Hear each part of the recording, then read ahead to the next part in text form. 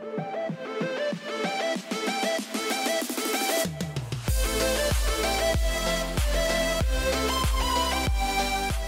guys, it's Nyx from Nyx & Co. Today's video is going to be a little difficult for us to get to because we are currently experiencing what we are going to be talking about today, which is splitting and integration. For those of you who don't know, we didn't want to keep you in the dark, especially if you're expecting to see her in future videos, but Natalias split. So we are sort of dealing with the aftermath of that and welcoming 2 new alters into our system. We just want to sort of have a commemorative honor for her at the end of today's video, since we've really been going through it this month and the month previous, and are tackling a lot of really complicated emotions that are coming with this. So we just wanted to let you guys know ahead of time before the video started what's sort of going on, and without further ado, let's hop into the topic. There's a lot that's going to be said about splitting and integrating that we're just not going to cover all the way, because our video currently is about system splits after original fragmentation. So we're kind of going to lay down some ground rules about what isn't going to be spoken about and what sort of is going to be touched base on as a background information to what we're going to be discussing further in this video today. So I want to give you guys some information that is prevalent and relevant to the topic, while also discussing what we're not going to be speaking on and might be speaking on in other videos. First and foremost, we are going to be kind of discussing the fact that alters can't die. They can split, they can go dormant, they can integrate, but ultimately death is a very outer world concept that doesn't really reflect sort of inner world, though the emotions about experiencing those things might be very similar. Like with our split with Natalia, there are a lot of feelings that are very similar to grief, but parts of her are still here in the twins that were left behind after that fragmentation happened. The feelings that follow these circumstances are very powerful, so you don't want to discredit anyone, but scientifically, an alter can't perish, they cannot die. It's just not possible. And we'll leave that at that. We are gonna probably do a whole video later down the road about this topic, sort of tackling that, explaining the science more so behind it. But for now, baseline, that is the information we need to proceed going forward with the video topic we're making today. So what we're not going to be talking about along with this topic is final fusion and functional multiplicity. And while both are incredibly valid ways to live your existence as a D.I.D system through trauma reversal therapy and getting help and aid, both paths are completely valid. However, we're going to be making our own series sort of explaining the difference between the two, and then discussing that more in depth later. So that is not going to be our main focus today, and our other main focus is not going to be on how the brain originally fragments. We've explained a lot of that in our What is D.I.D videos. If you guys want to go click on that, if you have a little bit of scientific information in there about how D.I.D is formed, why it's formed, and sort of how that all starts to go. So we've already kind of touched base on that. If we need to touch base further on that, we will in the future as well. So we're going to be handling the very difficult conversational topic of integration, and it is kind of a heavy topic because further down your therapized route of healing PTSD and trauma, in some form of integration is probably going to be inevitable. This isn't the same for all systems. Not all systems might integrate parts. However, it is fairly common while seeking treatment for these things to kind of occur naturally. There are several reasons why an alter might integrate. And we're going to cover a couple of those as we sort of talk about what integration is as a whole. We got joined with our super sweet little kitty man, Juniper. He's just gonna be in our lap for a little bit because he wanted love and attention because he's a big stinker. So we're gonna be talking about integration while we have a cat in our lap. Integration is the fusion of two or more alters into one solid identity. Fusion is sort of when a newly forming individual needs to take responsibility for the thoughts, feelings, memories, urges, skills, and other traits that were associated with the two previous parts. The integration of parts, no longer a subjective difference between parts. Only one sense of self remains. This can happen with proper discussion about further integration during therapy or between two parts that are heavily considering integration. This can also happen spontaneously. This can also happen when there's a form of conflict or dissonance between parts that needs to be melded into one to survive perhaps a really traumatic situation. There's a lot of reasons when and how this can sort of come about. This can happen, for example, like an alter feeling like they cannot handle a certain situation that has come up in their life, and another might have the same sort of thoughts. So those headmates might become one to better handle something. This can also happen spontaneously, which are the more kind of unprepared ones, which can kind of take a system off guard. Integration can be negotiated. It can be something that perhaps two alters want to discuss moving forward in their life about why they think it's a good idea. So there's a lot of different ways this can kind of come about. Not always is it like a big shock or surprise. Now, it doesn't always look the same. Sometimes an integration can happen where two alters integrate together, where they keep the main personality of one, but the traits and sort of like backbone, history, and memory of the other melds into this new alter. Or the two parts coming together can form a completely new existence, where the background information, the data of both parts are together, but the new created alter is a completely new and separate existence, but it has a combination of traits from both of the previous headmates that came into one. Finally, also, integration might just be the lead up to a shift in the system's mindsets. This can happen particularly if a lot of self-acceptance is being worked on or a lot of trauma reversal is being worked on. The system itself might have a shift into what is needed to help like everyone survive and sort of cope in those kind of situations. So there could be rapid integrating during that kind of period where things are shifting and changing a lot.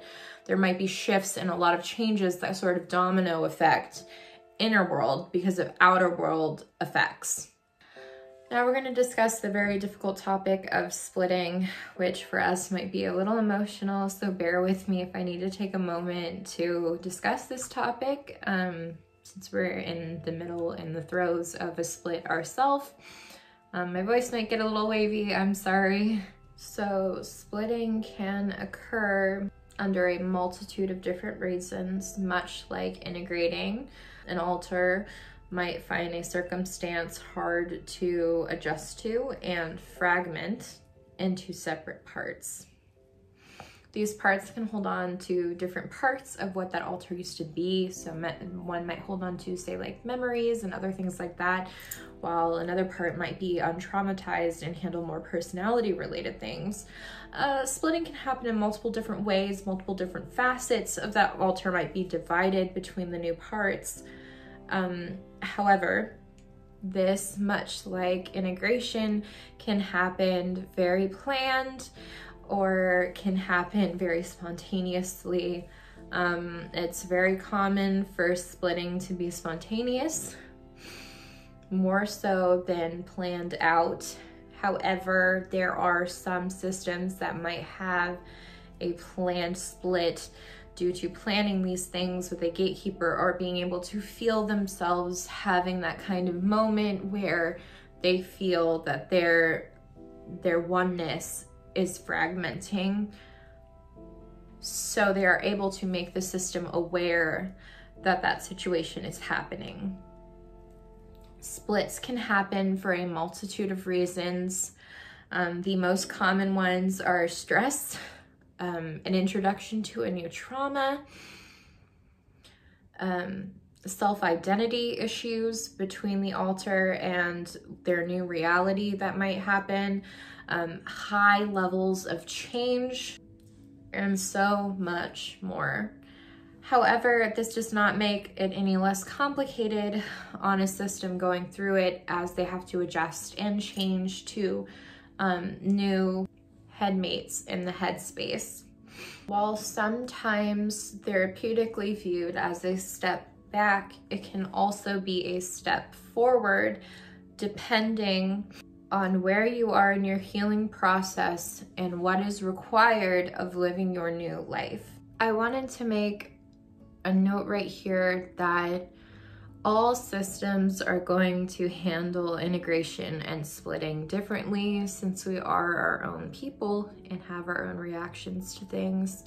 So however you handle a split or an integration is incredibly valid, and whether that's an easier thing for you and your system to move past, or a period of grief and a period of trying to settle like the dust on the situation, your feelings on the matter are completely valid.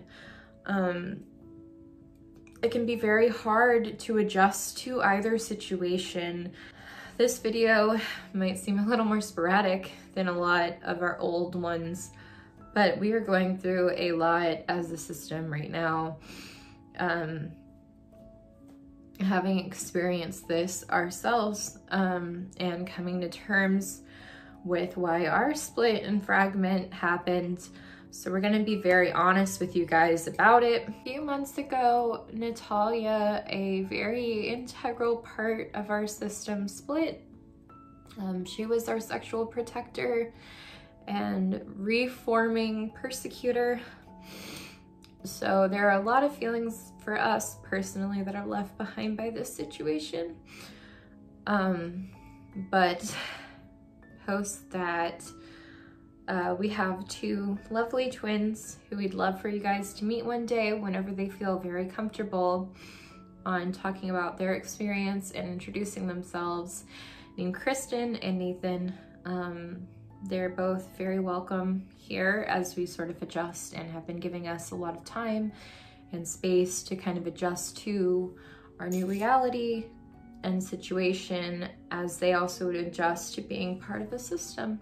That being said, how can you help a system cope with an integration or a split? Just be there for us. These things, when they're expected, can be very therapeutic. They can be celebrated.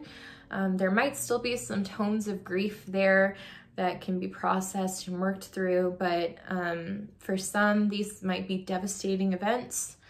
So lend an ear, lend your time if you can, be there for us. Encourage remembering the good times, and then also be accepting and trying to accept the new alters that came out of this split and fragmentation. If you have access to therapy during this time, I highly recommend going to therapy to discuss these situations and those feelings that led up to either situation. And if you need it, to receive grief counseling from your therapist over the situation if you are highly affected by it. Also, seek out a lot of activities that might be very comforting and soothing, and experience new life with these new system members that might be part of your collective now. Now that our video is drawing to a close, we wanted to share some really personal, very sweet stories about Nat to honor her memory with the people that knew and loved her most.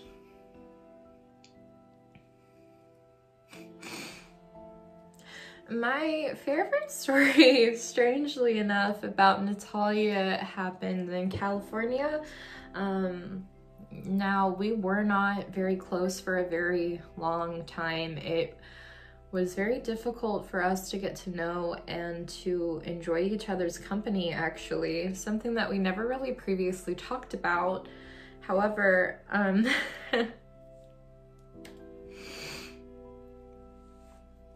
we were questioning our sexual identity. I was in California, and if you guys remember the travel vlog of Nat having her feet in the ocean, we had a really lovely conversation on the beach about acceptance and learning to love yourself. And though Nat had been hard on me in the past, and we didn't always see eye to eye or get along, she encouraged me to find my truth and be honest with myself. And when I was scared to act or profess my new truth out there, she said, I'll take it for you if you don't take it yourself. And while I had a lot of really complicated emotions about Natalia, I really do miss her. She was also a good friend to people, even though she could be very complex and complicated at times, and closed off and very guarded as a person. She also would aggressively self-love you. So when you were down in the dumps and in the pits, she would aggressively get you back up on your feet. And I miss it. I miss it a lot, actually.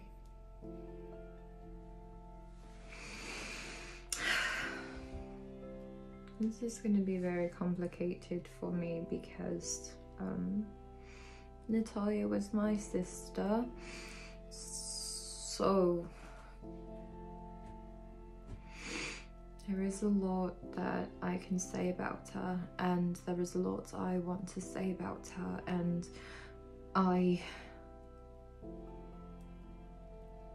miss her so much. Every day I think about her, I miss her. I'm coming to revelations about her that I can't even discuss with her anymore. There's so many good memories and bad memories and memories in general, just of her life and our life together. And I'm left with the pieces of it. And there's so much makeup on my face, I'm just gonna try not to stare at it. Nat was an excellent person, and she had the potential to be great.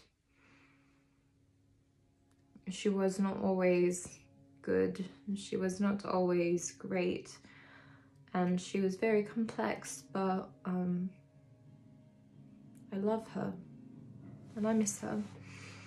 With each passing day, I think about her, and I think about not being able to see her again, and I get sad. I really love the twins. I just miss having her around. One of my favorite memories of her is one particular March before Nix knew about us on my birthday, which we don't celebrate.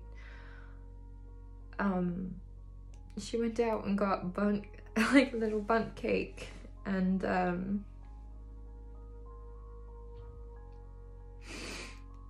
candle from like the dollar store. Just was like, I know today sucks, and I know today is horrible for us, and especially for you, but happy birthday, and I love you. And she was always complicated like that. She was like the wind One way it blew one way one day, and the next it would blow the other. And you can never predict where it was going to go. I kind of miss trying to keep up with the breeze.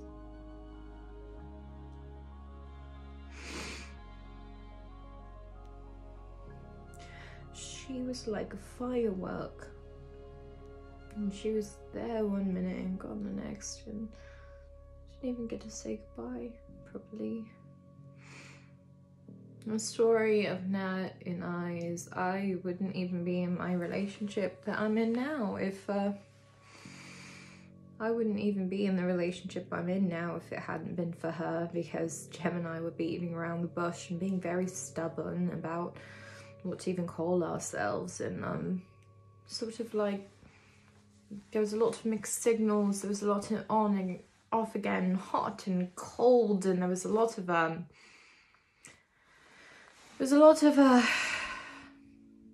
just back and forward. And one day she got fed up with me, she got upset, and she was like, if you don't go over there and figure it out right now, I'm gonna tell him. And she did it to both me and Jem, and the rest is history. And even though she's gone now, I still have the relationship she saved from fizzling out into nothing. She was always good at stuff like that. Oh, I miss having that voice of reason. So I'm not good with stories or anything. I don't even know if what I have to say is particularly all that important. But I wrote a poem for Nat after the split happened, shortly after at least. So for Natalia, she was a spark that grew to a raging inferno, bright and vibrant, full of life. Yet fire only burns brightly and hot for mere moments before they fade with a flicker, smolder to ash, and blow away with the gentlest of breezes. The scorched earth will heal with time, but will always remember the flame. And I think that fits her pretty well. Hi, it's Nyx. Thank you to our wonderful March patrons for all of your continued support, especially for this difficult time. Thank you, Chris, Reese, Loving You Dawn, Ray, and Ash & Co. for always having our back. Catch you guys in the next one.